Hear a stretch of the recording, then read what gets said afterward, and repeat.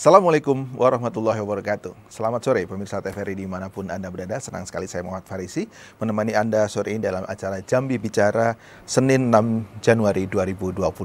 Dan hari ini bertepatan ulang tahun Provinsi Jambi ke-68. Dan hari ini kita membahas mengenai tema 68 tahun membangun Jambi dengan dua narasumber yang telah hadir di studio TVRI pada sore hari ini. Saya perkenalkan yang pertama ada Bapak Fauzi Ansori, pimpinan Komisi 3 DPRD Provinsi Jambi. Assalamualaikum, apa kabar Bang Fauzi? Terima kasih sudah hadir di studio TVRI. Dan narasumber yang kedua, Profesor Haryadi, ahli ekonomi dari Fakultas Ekonomi dan Bisnis Universitas Jambi. Assalamualaikum, Prof. Waalaikumsalam warahmatullahi wabarakatuh. Terima kasih nih sudah hadir di studio TVRI. Dan ini dialog yang awal tahun selalu kita dialogkan, kita diskusikan, karena bertepatan juga dengan tahun baru gitu ya, bertepatan juga 6 Januari adalah ulang tahun Provinsi Jambi. Saya ke Bang Fauzi terlebih dahulu sebelum ke Prof. Bang Fauzi, 68 tahun adalah usia yang tua ya kalau manusia. Kalau ukuran manusia adalah usia yang cukup tua. Kolonial ya? Kolonial. Dan bagaimana Bang Fauzi melihat progres ya pembangunan di Provinsi Jambi di usia yang 68 tahun?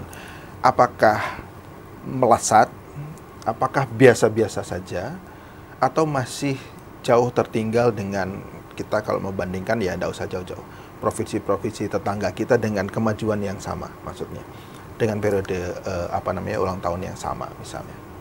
Bagaimana?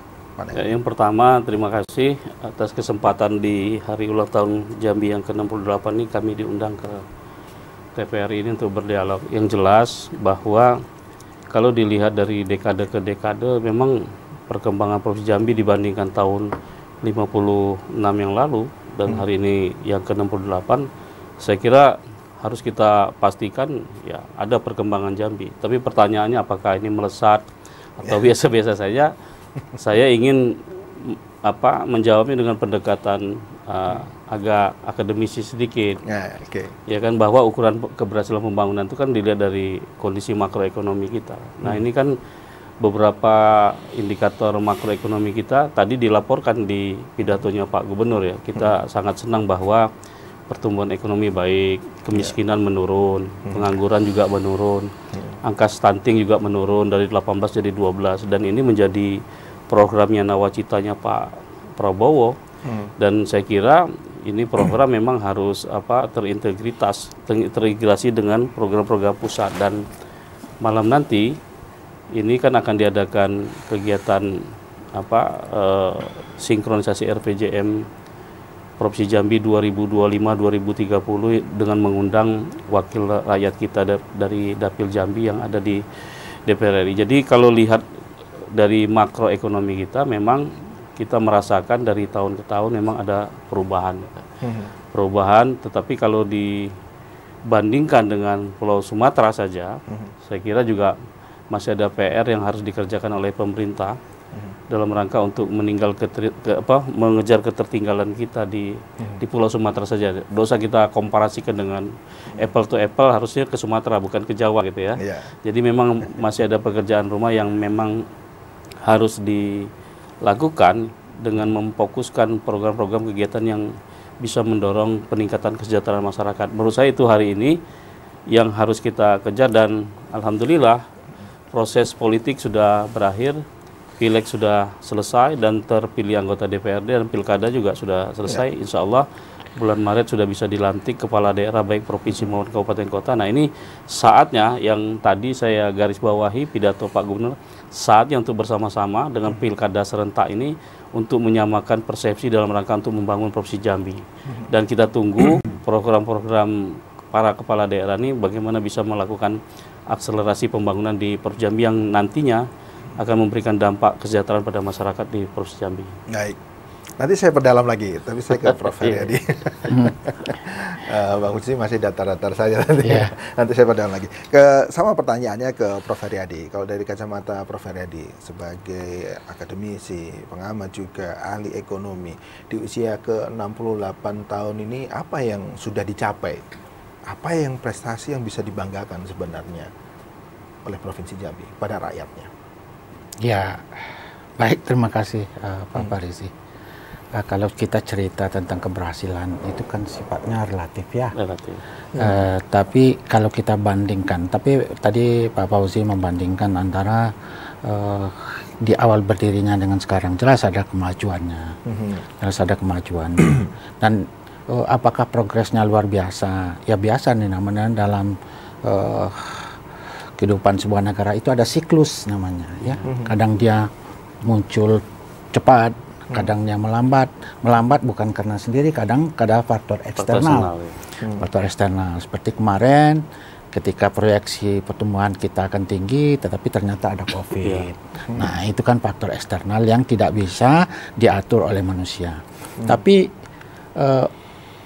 kalau kita objektif, yang kita lihat di dalam keberhasilan itu adalah kalau dari sisi ekonomi, karena saya ekonom, ya indikator ekonominya.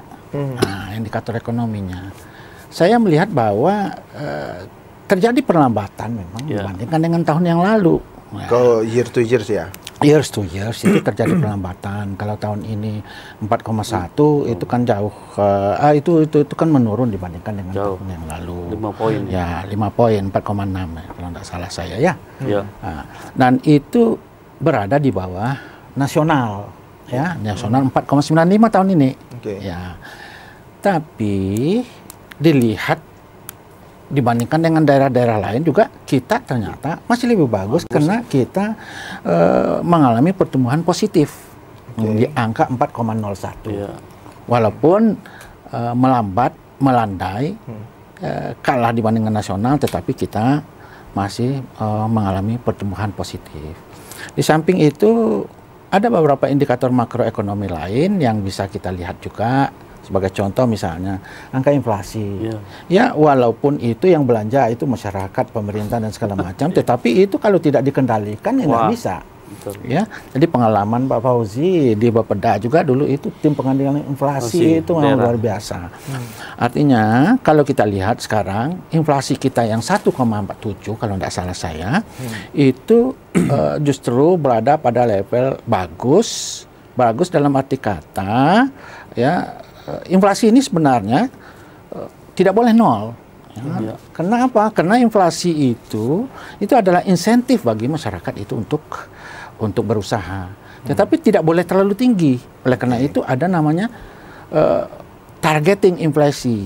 Jadi kalau kita ditargetkan inflasinya misalnya 2,5 atau 3, berarti plus minus 1, paling rendah 2, paling tingginya adalah 4, misalnya begitu. Nah, kalau kita lihat ini rentangnya masih cukup bagus Provinsi Jambi. Itu tandanya pengendalian inflasi di Provinsi Jambi juga sudah cukup berhasil. Terus yang berikutnya, indikator yang berikutnya itu adalah kemiskinan menurun. Pengangguran juga menurun. Angkatan kerja yang bekerja juga meningkat. Kemudian ditambah lagi nilai tukar petani membaik. Ya, kalau dulu saya selalu kritisi itu ya.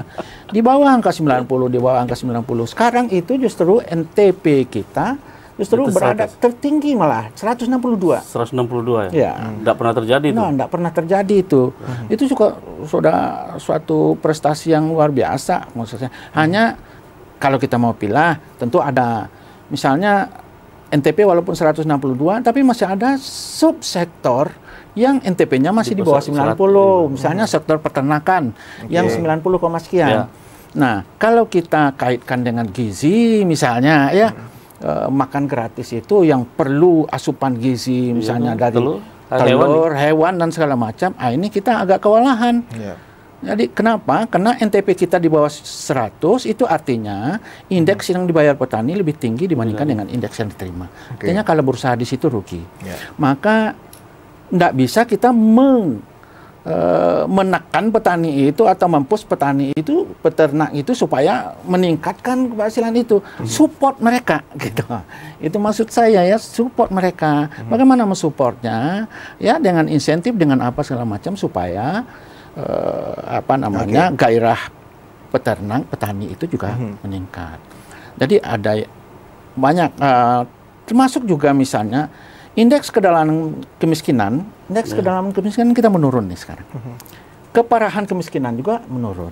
Tapi apakah itu sudah betul-betul bagus? Belum juga.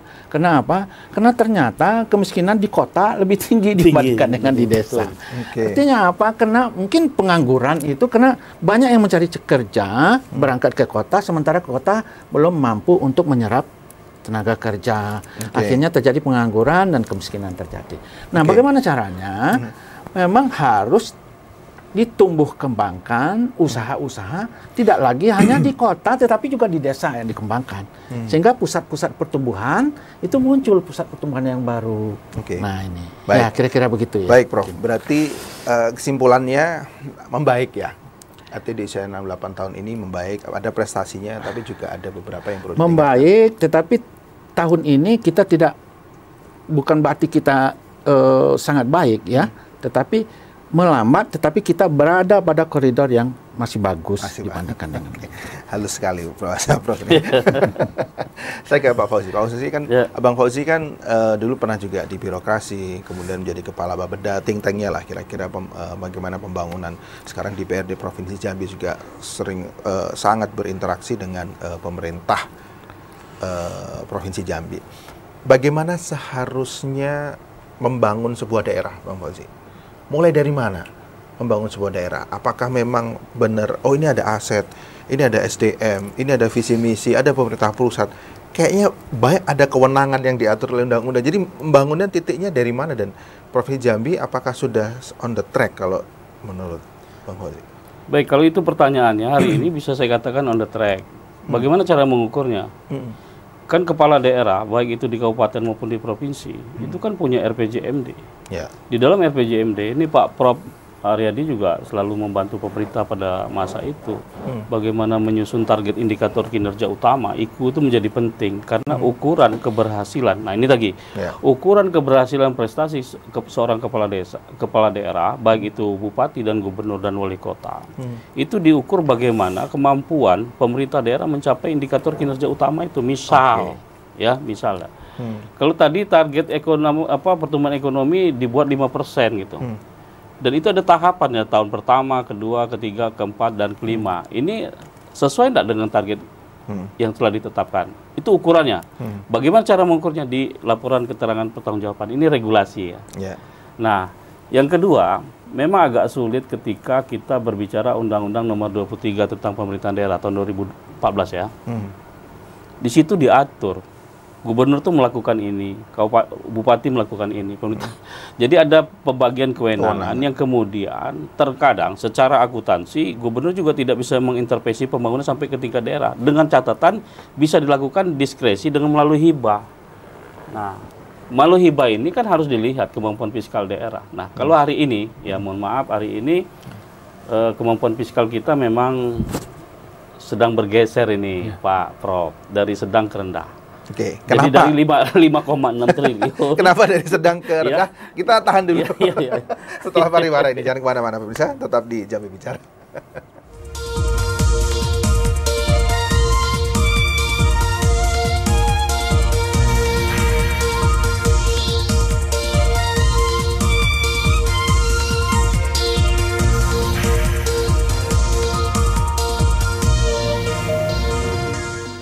Terima kasih masih tetap bersama kami pemirsa di Jambi Bicara. Tema hari ini adalah 68 tahun membangun Jambi.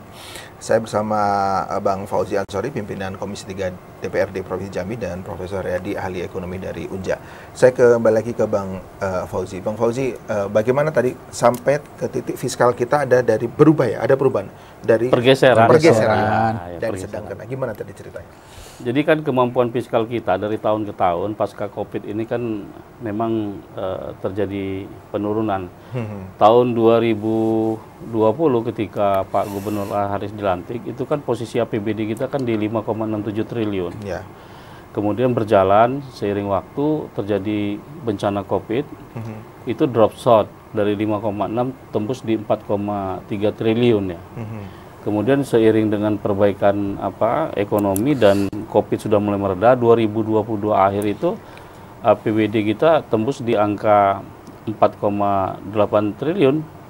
Ya kan? Nah, hari ini karena kemampuan keuangan negara juga, dana bagi hasil, dana transfer dan lain sebagainya, ternyata memberikan kontribusi terbesar terhadap penurunan fiskal kita, sehingga total APBD kita di tahun 2025 hanya 4,67 triliun. Itu pun ada defisit karena ada selisih antara pendapatan dengan belanja sekitar 69 miliar. Nah, ini diharapkan bisa ditutupi oleh partisipasi interest. Nah, jadi saya kembali lagi. Jadi untuk meningkatkan kapasitas fiskal daerah ini juga memang pemerintah daerah juga harus serius, harus fokus. Pak Gubernur mendorong bagaimana potensi-potensi penerimaan daerah ini bisa kita gali. Salah satunya, kita punya potensi sumber daya alam kita, salah satunya migas ya. Ada regulasi yang mengatur bahwa terhadap pengelolaan migas yang dilakukan oleh K3S itu, SKK migas dan lain sebagainya itu, kita diberikan hak kita untuk memperoleh partisipasi interest 10%. Nah, ini harus kita kerja. Nah, kita di Provinsi Jambi ini kan ada 6 blok itu. Satu yang sudah clear sampai dengan due diligence. Ya, penghitungan, sehingga penghitungan potensi minyak yang disedot dari Provinsi Jambi ini yang sedang dihitung oleh konsultan, sehingga atas dasar data itu bisa memutuskan Jambi itu dapat berapa bagiannya. Itu baru satu blok, yang namanya blok Petro Cina. Nah, kalau itu bisa masuk, saya kira juga akan meningkatkan total APBD kita ke depan cukup signifikan. Ada berapa dan kalau tembus di 5,2 triliun saja dari 4,6725 triliun ini, kita akan masuk kategori sedang lagi. Ini jadi persoalan. Jadi sebenarnya gaji gubernur, gaji DPR itu sangat tergantung dengan seberapa besar penggalian pendapatan daerah bisa tuh. Karena itu berdasarkan itu hitungannya. Jadi memang kalau dibilang ini tugas Pak Gubernur, enggak juga. Ini tugas DPR juga. Karena Gubernur dan DPR di dalam Undang-Undang Nomor 3 Pasal 1 itu dikatakan pemerintahan daerah itu adalah Gubernur dan DPR. Jadi pertanyaannya saya kira juga harus normatif juga kita arahkan. Tapi kalau dengan Pak Prof ya, saya kira memang beliau akademisi murni. Saya kira juga harus digali apa yang menjadi faktor eksternal penyebab itu. Ya. Gimana, Prof? Ya, baik. Jadi begini. Ya, tentang fiskal tadi ya. Ya, fiskal kita. Jadi kan begini, ibaratnya kalau kita punya stok air, kalau kita punya gelas itu kemampuan kita tidak penuh gitu ya, kebutuhan ya. Sementara kita harus mengisi dia penuh. Nah, ini kan diperlukan suatu pemikiran ekstra.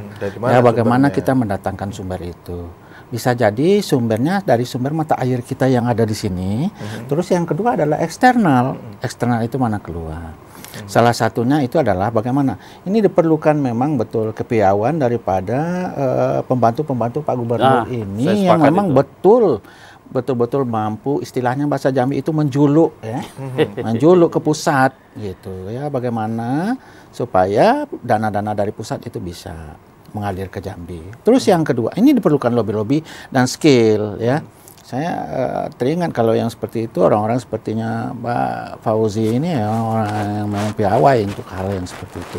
Terus yang kedua itu adalah bagaimana melibatkan pihak swasta, karena pemerintah sendiri tidak bisa, ya, tidak bisa dan tidak sanggup karena keterbatasan daripada anggaran itu. Jadi constraint-nya itu adalah anggaran. Oleh karena itu ya, bagaimana kita bisa melibatkan pihak swasta. Ini saya kasih contoh misalnya untuk sekarang itu, kalau kita cerita bagaimana meningkatkan hilirisasi daripada produk gitu ya. Saya sering contohkan misalnya kalau kita jalan ke Ansoduo, kita kemana, itu kita lihat banyak itu tempat sampah itu berisinya sayur busuk, buah busuk dan segala macam ya. Padahal itu kan sebelum busuk kan bisa dimanfaatkan, maksud saya itu. Ya, Pak. Jadi bagaimana mengolah itu ya yang tidak terjual itu, bagaimana mengolah dia itu menjadi suatu barang yang lebih berguna. Ya, sebelum busuk misalnya tomat itu ya bagaimana dia bisa menjadi tomat yang bisa dikemas, dia menjadi serbuk misalnya ya. Cabai bisa menjadi serbuk yang jadi tahan lama. Jadi kalau dia dikemas di dalam satu kemasan, dia itu jadi tahan lama dan punya harga. Ada value edit. Iya, ada value edit di dalam itu. Yang contoh-contoh yang sederhana, sehingga hal-hal yang seperti ini mampu meningkatkan nilai tambah. Ini teknologi yang dibutuhkan tidak teknologi yang canggih. Jadi teknologi tepat guna ya, yang biayanya murah, teknologinya sederhana dan tidak butuhkan. belum mampu dilakukan sampai saat ini. Nah, ya itu yang menurut saya mungkin kalau dibilang terlupakan, memang ini harus diingatkan dan diintensifkan kembali. Terus yang kedua adalah hilirisasi daripada produk-produk. Itu yang saya bilang, misalnya bagaimana Malaysia itu bisa sawit itu mencapai seratusan produk turunan, sementara kita itu Indonesia-nya baru 70-an, Jambi baru berapa bisa. Ini maksud saya. Sampai minyak sayur. Ya, ini yang betul-betul perlu. Ini diperlukan keseriusan. Saya menyatakan bahwa ayo dengan kepemimpinan yang baru sekarang ini, yang insya Allah dilantik bulan Maret ya. Maret ya. Pimpinan kabupaten kota bersatu padu, kata beliau tadi. Ini tugasnya bukan hanya tugas gubernur atau tugas bupati, memang harus kerjasama. Jadi saling mensupport satu sama lain. Yang berlebih yang memberikan kepada yang kekurangan. Saya kira begitu. Baik, saya coba untuk menyimpulkan bahwa membangun sebuah daerah itu perlu uang. Ya. Namanya APBD, ya. gitu ya Bang ya. Nah, APBD itu isinya salah satunya adalah PAD, pendapatan asli daerah, kira-kira begitu ya, yang sumbernya dari pajak, retribusi, dan kemudian ada dari sektor swasta dan lain-lain. Apa yang perlu dikuatkan Bang dari untuk fiskalnya tadi, supaya apakah kita masih banyak aset yang tidak terdata, tidak bisa dimanfaatkan, atau perlu investor dari luar? Kalau mau investor dari luar, apa yang batu bara misalnya Bang, atau apa Bang untuk menambah fiskal kita, keuangan? Baik, saya kira kalau dari aset, penataan aset kita sudah terkelola dengan baik. Kita bisa mengidentifikasi aset-aset kekayaan milik daerah yang bisa mendapatkan penerimaan di daerah. Misal kita punya Hotel Ratu misalnya. Ratu itu aset pemerintah daerah. Nah sekarang kita akan lakukan pendalaman kembali, dan kemarin kita sudah membentuk pansus aset itu. Dan ini akan kita tinjau gitu, penerimaannya seharusnya, hitung-hitungan kami di Dewan itu juga melebihi dari target, melebihi dari tarif yang diterapkan sekarang, dan kita sudah habis kontrak nih. Dan ke depan harus diperbaiki. Itu kan aset tuh. Aset kekayaan daerah yang dipisahkan, yang bisa menjadi penerimaan daerah. Kalau tidak baik pengelolaan asetnya, nggak mungkin BPK memberikan wajar tanpa pengecualian sudah kesekian kalinya gitu. Itu indikator. Jadi ukuran-ukuran keberhasilan dari situ. Itu yang pertama. Nah yang kedua, saya sepakat ini, investor ini memang harus diberikan kemudahan untuk datang ke Jambi. Bila perlu diberikan keringanan pajak dan lain sebagainya, sehingga dia bisa memberikan investasi, menanamkan investasinya, dan investasi tumbuh. Kaitan dengan hilirisasi, benar. Hari ini ya, tadi dikatakan Profesor, sawit saja lah yang menjadi potensi sumber daya alam kita yang menyolok di samping batu bara. Itu kan belum terkelola dengan baik. Maka sebuah penelitian disertasi bahwa kesimpulan Jambi ini, kebetulan saya yang menulis itu, pembimbingnya beliau Pak Prof ya. Ternyata tidak terjadi hilirisasi transformasi struktural ekonomi di Provinsi Jambi 15 tahun terakhir ini. Karena memang ternyata APBD-nya juga tidak memberikan supporting kepada untuk bertumbuhnya hilirisasi itu, dan dia kalau bahasa profesor itu kan tumbuh secara autopilot. Jadi kan ada faktor eksternal yang terjadi di situ sehingga itu bertumbuh juga kalau terjadi hilirisasi. Nah, ini memang harus didorong ke depan. Ya catatannya bagi kami nanti, karena RPJMD Pak Gubernurnya akan disampaikan di DPR, kebetulan di bidang kami di Komisi 3, ini akan kita dalami bahwa ke depan memang transformasi struktural ekonomi, kalau bahasa sehari-hari itu hilirisasi, itu memang harus dikembangkan. Maka sebenarnya daya saing infrastruktur di Provinsi Jambi sudah harus didorong, ditingkatkan. Salah satunya adalah ke pelabuhan. Pintu keluar kita hanya ada satu di laut, itu hanya di ujung Jabung. Itu 12 mil laut, kan alur laut Kepulauan Indonesia itu kita kapal kargo kan melintas tanpa bisa kita memanggil kapal itu untuk bersandar di sini, dan ini bisa kena tax, ada undang-undangnya, dan itu bisa pendapatan daerah. Dan lalu kemudian apa yang dilakukan di kepemerintahan Pak Haris selama 3 tahun ini? Sudah dilakukan untuk pembebasan lahan sampai ke ujung Jabung, sudah clear sepanjang 132 km. 60 hari ini sudah di kilometer sudah dibangun jalan Suak Kandis dalam konstruksi rigid beton. Tinggal kita menyambung. Nah, ini memang harus ada dorongan pemerintah pusat. Saya kira kalau hanya membangun dengan 4,67 triliun bayangkan 1 kilometer rigid beton itu sekarang indeknya sudah 15 miliar. 15 miliar. Ya, per kilometer. Jadi kalau uangnya cuma 250 ya tinggal kita bagi saja. Nah, ini kan butuh uang. Jadi saya kira memang harus ada terobosan-terobosan baru. Sepakat saya tadi. Memang kita harus melakukan diskusi dengan pemerintah pusat tentang Jambi. Jambi ini mau dibawa kemana nih? Nah, itu yang mau pertanyaan saya ke Abang tadi. Jadi, kalau kita melihat keberhasilan pemerintah provinsi, ini tidak terlepas karena rakyatnya ini ada di wilayah. Artinya, keberhasilan provinsi itu tidak lepas dari keberhasilan juga pemerintah daerah. Dan juga kita punya pemerintah pusat yang ada wakil-wakil rakyat. Meskipun tidak banyak, tapi ada wakil. Gimana mensinergikan ini, Bang? Kabupaten, kepala daerah, kabupaten kota, provinsi, dan DPR. Tapi kita harus menyapa penelpon dulu ya. Kita sapa telepon dulu. Oke. Selamat sore. Assalamualaikum. Selamat sore, Yudi. Bung Ahmad Farizi. Ya. Assalamualaikum warahmatullahi wabarakatuh. Waalaikumsalam. Terima kasih. Waalaikumsalam. Silakan Pak Yudi. Silakan. Ya, terima kasih Pak Ahmad M. Farizi atas waktunya ya. Ya, silakan Pak. Pertama saya sapa dulu, selamat yang terhormat Bapak Insinyur Fauzi Ansori, sahabat saya cukup lama bertemu sebagai pimpinan Komisi 3 DPR RI, naik pangkat. Ada yang kedua Bapak Profesor Haryadi yang sudah tidak asing lagi, pengamat ekonomi Unja. Kalau ada beliau nih ya mungkin bisa agak miring Unjanya. Jadi lumayan nih Profesor Haryadi, selamat sore. Pertama ya tentu saya dilahirkan tahun 60 yang lalu, sudah 64 tahun, wajib sekali menyebut baik, mengucapkan selamat HUT Provinsi Jambi dengan tagline Jambi Mantap 2030 menuju Indonesia Emas 2045. Sangat mengerikan sekali. Ya. Jadi kita bicarakan tadi masalah ada yang maju, ada yang mundur ya di Jambi ini. Kalau kita melihat perkembangan 64 tahun yang lalu, Provinsi Jambi itu membangun ya biasa-biasa saja. Tidak ada istimewanya. Rata-rata air saja turun naik atau up and down perkembangan ekonominya. Hanya satu catatan saya di zaman HBA. Itu 5,7 di atas rata-rata nasional. Selain itu di bawah. Bisa dipastikan. Ada datanya. Nah, menurut saya sebagai orang Jambi ya faktornya ada beberapa faktor. Pertama adalah kondisi Provinsi Jambi ini dengan kalau pertumbuhan ekonomi dengan tetangga cuma di atas Babel. Babel lah di atas kita. Provinsi Jambi itu di atas sedikit pertumbuhan ekonomi dengan Babel. Selebihnya provinsi tetangga itu kita di bawah. Nah ini bukan saya katakan, BPS. Masa DPR tidak tahu? Kapan kita itu mau bisa sama dengan provinsi tetangga atau Babel?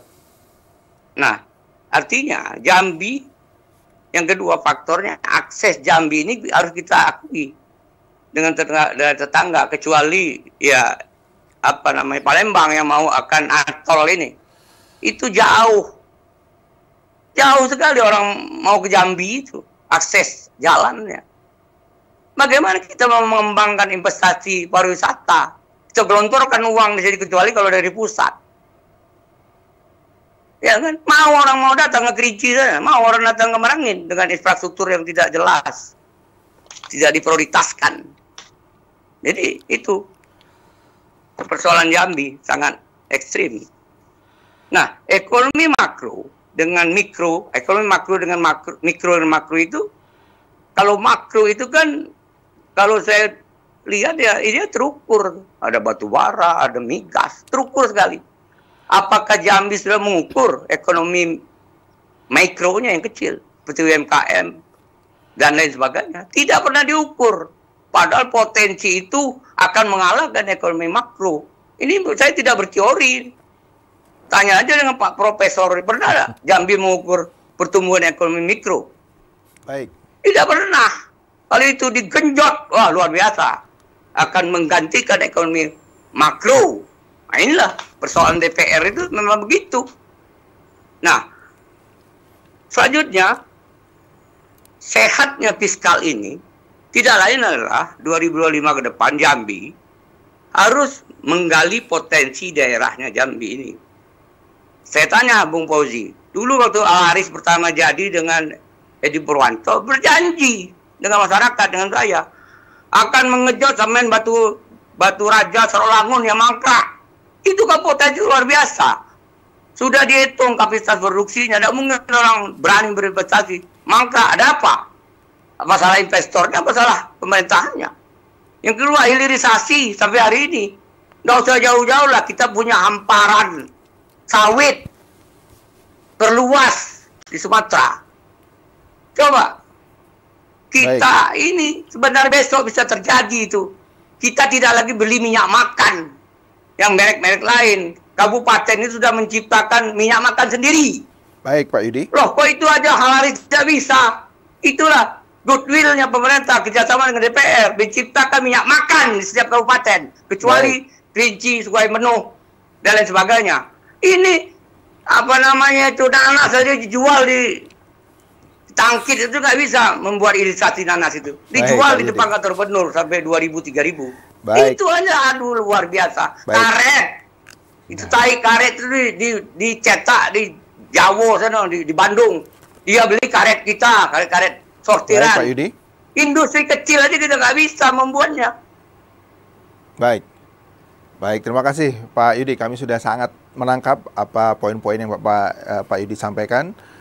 Nanti akan direspon oleh pimpinan Komisi 3 DPRD Provinsi Jambi, Bang Fauzi, nanti juga dengan Profesor Hariri. Tapi kita harus sudah dulu, pemirsa jangan kemana-mana, tetap di Jambi Bicara.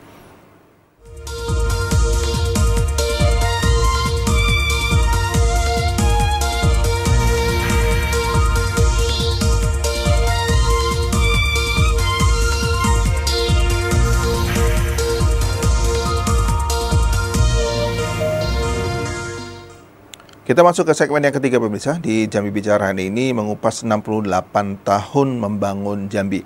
Tadi sebelum jeda ada penelpon masuk dari Pak Yudi dan sudah kita catat semua pertanyaannya. Bang Fauzi bisa merespon tentang ekonomi mikro. Tadi juga belum kita bahas ya tentang ekonomi mikro. Kemudian ada semen batu raja ya di Serolangun. Mungkin dua itu aja mungkin yang direspon dulu. Baik, yang pertama menurut saya kalau dikatakan pemerintah kurang perhatian dengan UMKM, enggak juga ya. Kita bisa jelaskan data-datanya gitu. Karena seluruh program pemerintah yang tertuang di dalam RPJMD yang menjadi janji politik gubernur itu sudah ditunaikan. Dan itu melalui persetujuan DPR. Jadi melalui program Dumisaki itu kan ada bantuan UMKM bagi emak-emak, bagi milenial. Dan itu juga memberikan dampak yang cukup signifikan peningkatan ekonomi, dan ini yang paling penting, terdistribusinya uang provinsi di kabupaten kota, karena yang penerima itu juga ada di kabupaten kota. Dan UMKM ini juga menjadi sektor yang menurut saya menjadi memberi kontribusi terbesar untuk pertumbuhan ekonomi. Dan itu sudah dilakukan 3,5 tahun ini, dan bahkan di tahun 2025 ini akan tetap dilanjutkan di RPJMD-nya Pak Gubernur. Sehingga kalau ada asumsi kurang perhatian terhadap UMKM yang mana gitu. Tapi kalau UMKM misalnya di Kota Jambi yang kita lihat kasat mata, yang tumbuh itu sebenarnya pecel lele dengan makanan kuliner itu. Dan itu merek mulai dari Ayo Mampir, Gombong gitu ya, sampai ke macam-macam. Dan itu juga rata-rata sebenarnya kan terjadi arus migran. Pelaku-pelaku UMKM ini juga dari seberang sana, Pak. Coba dilihat UMKM pecel lele misalnya di malam hari itu, mana sih orang Jambi yang membuka itu? Nah, itu kan akan terjadi, uangnya juga nanti kemana gitu. Ketika berusaha mendapat untung kan mungkin investasi ke balik kampung kan. Ini juga ya balik kampung. Jadi harus kita kritis itu juga, tapi saya kira juga itu tidak boleh dihambat, karena dia juga memberikan kontribusi terhadap pendapatan kota, terhadap provinsi. Jadi salah kalau Pak Yudi mengatakan pemerintah kurang memperhatikan UMKM. Nah, hilirisasi, saya sepakat. Hilirisasi ini kalau didorong pakai duit APBD nggak mungkin. Kemampuan fiskal kita terbatas. Tadi kita koreksi. Yang paling dibangun itu adalah, yang paling penting adalah akses infrastruktur gitu, aksesibilitas yang dibangun. Pak Yudi, untuk diketahui jalan provinsi ini 1.300 km. Sekarang saja anggaran PU cuma 256 miliar. Kalau indeks pemeliharaan jalan kita 1 miliar per kilometer, maka setiap tahunnya kita harus mengalokasikan 1,3 triliun. Kan nggak mungkin itu. Jadi kita lihat nanti mana yang menjadi prioritas. Yang jelas ada target kinerja utama pemerintah daerah yang dituangkan dalam RPJMD adalah menciptakan kondisi jalan mantap. Jalan mantap tuh bukan semuanya mulus, tapi fungsional. Ya kan ada kondisi sedang. Nah ini yang diatur melalui kemampuan keuangan daerah yang kita lakukan. Nah mengenai potensi sumber daya alam saya sepakat nih dengan Pak Yudi. Kita punya batu bara ya depositnya 2 miliar metrik kubik ton setara dengan 100 tahun pengelolaan. Ini kan memang kemudian unrenewable. Jadi sumber daya yang digali kemudian dijual. Kemudian juga menimbulkan dampak lain. Belum lagi cerita angkutan. Dan hari ini pemerintah daerah bukan tidak berbuat. Bersama DPR, kita juga sering dilibatkan untuk menyelesaikan konflik-konflik angkutan batu bara ini. Di satu sisi kita berpikir juga, ini kan ada aktivitas ekonomi yang melibatkan masyarakat, rakyat, yang berkaitan dengan pendapatan keluarga gitu. Kan tidak adil ketika ini harus kita stop, lalu banyak sekali anak-anak yang menggantungkan hidupnya dengan bapak dari sektor itu. Maka beberapa hari yang lalu, kalau tidak salah, pemerintah daerah, Pak Gubernur juga dihadiri juga pimpinan DPR itu melakukan fokus FGD gitu ya. Bagaimana cara kita memakai potensi sumber daya alam kita tetapi tidak menimbulkan kemacetan.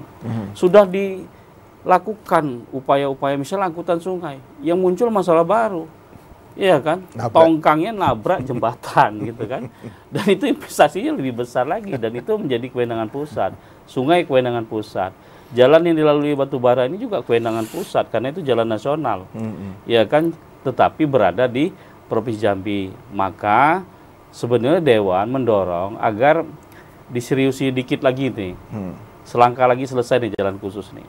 Tinggal bagaimana kita memberikan kemudahan kepada investor sehingga bisa menanamkan investasi untuk pembangunan jalan itu. Nah kalau itu terbangun, ya ekonomi kita tetap bergerak, masyarakat juga tidak terganggu gitu. Jadi saya kira kalau kita kaitkan 56 ke 2024 ini di 68 tahun ini ya sudah banyak lah kita rasakan karena memang saya hidup di generasi itu. Saya lahir di tahun 60-an juga sama dengan Pak Yudi. Saya masuk Jambi ini tahun 84. Perasaan Mayang itu masih sepi sekali kan. Coba lihat sekarang. Betapa bangkitan ekonomi akan tumbuh di situ dan memang urban housingnya memang cukup tinggi situ, kebutuhan perumahan sehingga terjadi urban sprawl di dalam teori ekonomi itu ya terjadi kayak lompat kata gitu. Jadi aktivitas ekonomi itu justru hari ini banyak di daerah daerah Telana ini, daerah Sipin ya, ke Simpang Rimbo. Yang dulu dianggap pinggiran. Yang dulu dianggap tidak mungkin dikembangkan. Nah, oleh karena itu saya kira memang pemerintah harus mengatur regulasi. Nah, sekali lagi kuncinya adalah sinergisitas antara pemerintah kabupaten kota dengan provinsi, kota dengan provinsi, kabupaten dengan provinsi. Jadi masing-masing kepala daerah jangan menjalankan programnya dengan sendiri-sendiri, tidak ada konektivitas antara program kabupaten dengan provinsi. Sudahlah uangnya dikit. Coba bayangkan, kita hitung rata-rata APBD kabupaten kota itu kan 1,2 triliun sampai dengan 1,4. Kalau dikali 11 itu kan baru sekitar hampir 17 triliun. Ditambah dengan APBD Provinsi Jambi yang 4,67 triliun, maka satu tahunnya uang pemerintah hanya mengelola uang itu lebih kurang 21 triliun. 21 triliun, 40%-nya adalah bayar gaji. Ya kan? Bayar gaji pegawai loh. Jadi nggak sesederhana itu. Makanya kita juga tidak terlalu skeptis ketika fiskal kita turun, kita cari apa penyebabnya, harus kita carikan solusi, ada kebijakan yang secara bersama-sama memang pemerintah harus di backup oleh DPR dalam rangka peningkatan. Nah ini kan pemerintah baru mengeluarkan kebijakan pajak option. Sebenarnya pajak option ini menguntungkan untuk kabupaten kota. Ya, khususnya misalnya adanya kenaikan tarif BBNKB misalnya, itu kan masuk ke provinsi dan kabupaten kota. Tapi lagi-lagi tentu pasti kebijakan ada dampak. Yang diberatkan lagi-lagi rakyat karena pajaknya harus naik. Saya harus beri kesempatan yang sama untuk Prof. Heriadi menanggapi Pak Yudi tadi, termasuk pertanyaan saya tadi yang terputus, bagaimana sebenarnya mensinergikan pemerintah daerah, kabupaten kota, provinsi dan anggota DPR kita yang ada di pusat, Prof. Iya, baik. Terima kasih Pak Farisi. Terus yang pertama yang saya mau katakan bahwa pembangunan ini kan ada 3 ya. Ada yang memang harus dilaksanakan dalam jangka pendek, itu urgent sekali gitu. Terus yang kedua itu yang harus dilakukan dalam jangka panjang. Yang jangka panjang ya tidak perlu terburu-buru dan kita juga tidak bisa menuntut terburu-buru. Terus yang berikutnya ya ada yang dilaksanakan dalam multi years. Setiap tahun harus dijalankan sampai kepada batasnya nanti itu harus dilakukan. Yang berikutnya itu jangka menengah. Nah ini kan harus kita pilah-pilah. Karena keterbatasan anggaran, artinya constraint anggaran kita itu, maka tentu ada skala prioritasnya. Tapi kita tidak boleh larut dengan itu. Maka kepiawaian dalam mendatangkan sumber-sumber yang seperti itu dari pusat memang harus kita lakukan. Saya barangkali juga begini ya, Pak Fauzi, perlu juga mungkin dialog antara pemerintah provinsi, mungkin bersama dengan daerah-daerah lain yang penghasil tambang ini. Ya kewenangan itu kewenangan pusat sehingga tidak ada yang bisa diatur oleh provinsi. Nah, ini kan juga merupakan suatu hal, misalnya batu bara, ya sekedar hanya menerima pajak sekian, tetapi tidak bisa kewenangan untuk mengawasi dan segala macam itu kan susah. Oleh karena itu memang perlu dialog dengan pusat, ya apakah memang ini perlu dikembalikan lagi kepada provinsi, tidak lagi kepada pusat. Terus yang berikutnya mengenai UMKM. Nah, UMKM itu saya mengatakan yang kita dorong itu sebenarnya, yang kita dorong itu adalah bukan yang sifatnya itu hanya menjual, tetapi adalah UMKM yang betul-betul meningkatkan nilai tambah. Jadi gitu. Jadi kalau apa yang ada dijual, apa yang ada kebanyakan kan begitu ya, artinya muncul sebagai penjual tapi bukan sebagai entrepreneur gitu. Nah, ini yang kita inginkan, UMKM yang betul-betul mampu untuk menciptakan nilai tambah sehingga mampu betul-betul menyerap tenaga kerja.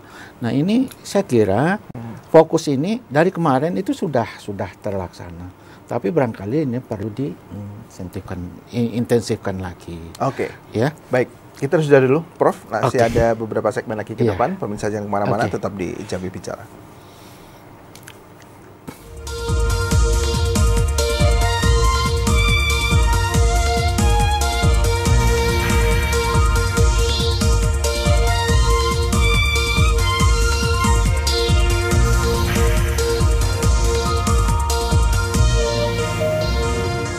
Baik pemirsa, masih bersama kami di Jambi Bicara dengan tema 68 tahun membangun Jambi. Saya ke Bang Fauzi. Bang Fauzi, tidak panjang-panjang menjelaskannya, tapi saya ingin jawaban dari Abang tentang tadi. Kita ada dana yang terbatas, tapi juga ada dana dari pusat. Nah, dana dari pusat ini kan tidak bisa ujuk-ujuk turun sendiri. Harus diperjuangkan juga. Yang perjuangkan adalah anggota DPR RI perwakilan Provinsi Jambi. Bagaimana sebenarnya peran mereka dan sinergitasnya dengan pemerintah provinsi, Bang? Harusnya. Ya itu jawabannya nanti malam, kan ada sinkronisasi RPJMD. Jadi gubernur terpilih Pak Haris juga mengajak dialog kepada wakil rakyat yang duduk di DPR RI untuk memperjuangkan kepentingan rakyat Jambi, baik dari sisi pemanfaatan potensi sumber daya alam dan lainnya. Itu menjadi penting. Nah, yang perlu masyarakat ketahui bahwa hari ini memang terjadi pergeseran struktur pendapatan kita. Pendapatan kita kalau dipertanyakan tadi apa saja ya dari pemerintah pusat. Kita ada dana transfer bersifat umum namanya DAU. DAU itu secara filosofis lengkapi dulu gaji pegawai, sisanya baru belanja. Kemudian untuk belanja-belanja lain nanti dana alokasi khusus. Tapi akan berbeda dana DAK tahun 2025 dibandingkan di tahun-tahun sebelumnya. DAK tahun 2025 ini sifatnya mengikat, earmark, sudah di-tagging. Jadi kalau mau membangun sekolah tidak boleh dirubah lagi untuk membangun atap. Jadi memang sudah di-tagging. Nah, yang kedua, sekarang DAK di Dinas Pendidikan itu bukan Dinas Pendidikan yang melaksanakan, tapi dilakukan oleh Kementerian PU. Agak lucu kan uangnya masuk APBD, tapi yang secara akuntansi itu tercatat di pemerintah pusat. Jadi memang ini yang harus dipahami dalam posisi transisional ini, kita memang harus mencari pola dan bentuk dari sisi pendapatan. Sisi pendapat ini, gubernur ke depan ini juga 5 tahun depan harus bekerja keras dalam rangka untuk menggali pendapatan baru dari potensi-potensi yang ada. Baik itu juga menumbuhkan investasi, itu menjadi penting. Sebab kalau hanya mengharapkan dana APBD, saya kira agak lambat lah kita membangun Jambi ini. Itu agak kasarnya seperti itu, agak lambat lah kita membangun Jambi ini. Ya. Sekaligus closing statement dari apa perbincangan kita hari ini tentang 68 tahun membangun Jambi, apa kesimpulan yang ingin Abang sampaikan ke masyarakat? Ya, hari ini sesuai dengan tema dialog kita hari ini. Kan pertanyaan tadi, ada nggak kemajuan Jambi ini dalam kurun 68 tahun? Secara pribadi, karena saya memang dari kecil di Jambi, ya di kabupaten, saya merasakan ada perbanding, kita komparasikan dulu dengan masa dulu dan sekarang itu jauh. Banyak kemajuan-kemajuan yang sudah dikembangkan. Cuma memang kemajuan itu ada yang diraih secara signifikan maupun ada yang terseok-seok gitu ya. Memang harus kita katakan akibat kemampuan keuangan daerah. Tapi yang paling terpenting saya sepakat yang Pak Prof katakan tadi sebagai closing statement. Kita memang harus pandai untuk berdiskusi dengan pemerintah pusat, bagaimana program-program itu bisa diarahkan ke Jambi. Ini contoh ya, contoh kami konsultasi ke Bappenas. Ternyata di RPJM nasional sebelum Pak Prabowo terpilih kemarin, itu Jambi ini sebagai daerah ini aja, cuman jadi daerah hub. Jadi kalau potensi misalnya lumbung energi di Sumatera, Palembang, Jambi cuma hubnya saja. Nah ini kita protes gitu loh. Apa kira-kira perhatian pemerintah pusat terhadap Jambi? Nah sebagai rakyat, sebagai wakil rakyat, kita juga berharap teman-teman yang sudah diberikan kepercayaan mandat oleh rakyat Jambi yang duduk di DPR RI di berbagai komisi ini juga harus memperjuangkan Jambi. Ini contoh ya, di Komisi 12 kan kita ada 3 nih, ada Pak Pasa, ada Pak Rocky, dan ada Pak C. Baik. Bagaimana 3 orang ini juga dalam rangka untuk mendorong pendapatan dari sisi PI tadi bisa melalui mereka sebenarnya. Nah ini yang malam nanti akan dibicarakan oleh Pak Gubernur dan itu kita tunggu hasilnya dan kita berharap di tahun 2026 nanti di ulang tahun yang ke-69 ya Jambi ini juga akan semakin dirasakan peningkatannya. Baik, terima kasih Bang Fauzi. Terakhir Pak Haryadi, mungkin tidak terlalu panjang, kesimpulan apa yang saya sampaikan ke masyarakat? Ya, yang pertama ingin saya sampaikan adalah ya selamat dulu kepada Jambi yang berulang tahun ke-68 ini. Ini akan kepemimpinan baru yang akan segera dilantik. Saya punya keyakinan bahwa kalau semangatnya semangat baru, ya dengan kekompakan pula, ya pemerintah kabupaten, kota, dan provinsi kompak, ditambah lagi dengan dewannya kompak, ditambah lagi dengan legislatif kita yang utusan kita ke pusat juga kompak, saling dukung-mendukung. Saya optimis bahwa pertumbuhan ekonomi kita akan lebih tinggi daripada tahun ini. Dalam perkiraan saya dalam tulisan saya hari ini, ya di salah satu media itu ada tulisan saya di situ, bahwa pertumbuhan ekonomi kita yang tadinya 4,1 itu bisa berpeluang menjadi 5 plus minus setengah, itu artinya antara 4,5 sampai 5,5. Dan itu kalau diseriusi, maka itu bukan suatu hal yang mustahil. Baik, terima kasih Prof. Haryadi sudah hadir di studio TVRI dan Bang Fauzi juga sudah hadir memberikan banyak informasi, masukan, kritik, masukan dan saran bagi masyarakat Provinsi Jambi dan pemerintah daerah Kabupaten Provinsi Jambi. Demikian tadi dialog kita pada sore hari ini. Pemirsa, sekali lagi selamat ulang tahun Provinsi Jambi ke-68. Saya Muhammad Farisi, terima kasih atas perhatian Anda. Wassalamualaikum warahmatullahi wabarakatuh.